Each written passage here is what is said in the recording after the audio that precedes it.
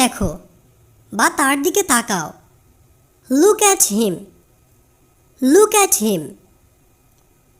ঘুমাতে যাও। Go to sleep, go to sleep অর্থ ঘুমাতে যাও।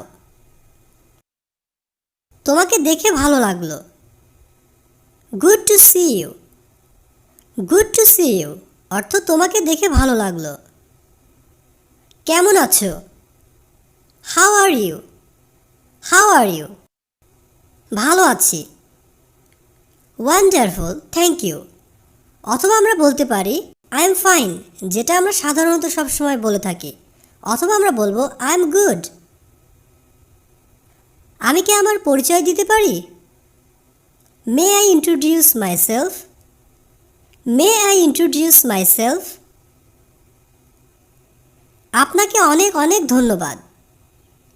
থ্যাংক ইউ ভেরি মাচ, যেটা আমরা সবসময় সাধারণত বলি।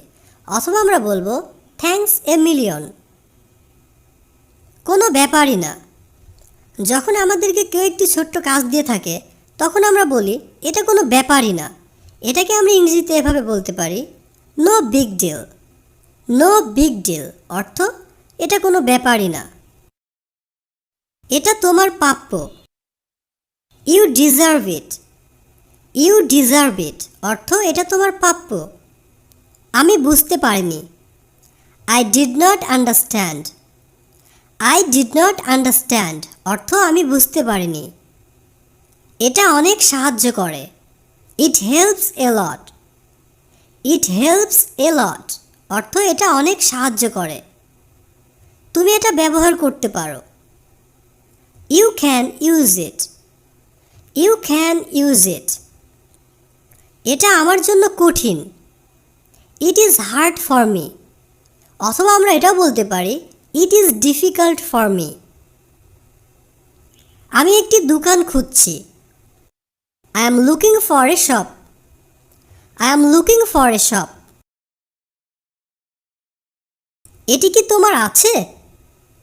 Do you have it, do you have it অর্থ এটা কি তোমার আছে? এটা খুব ভালো।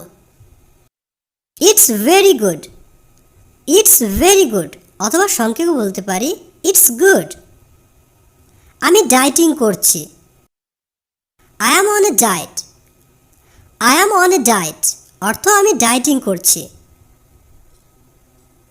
এটা সত্যিই সময় লাগে।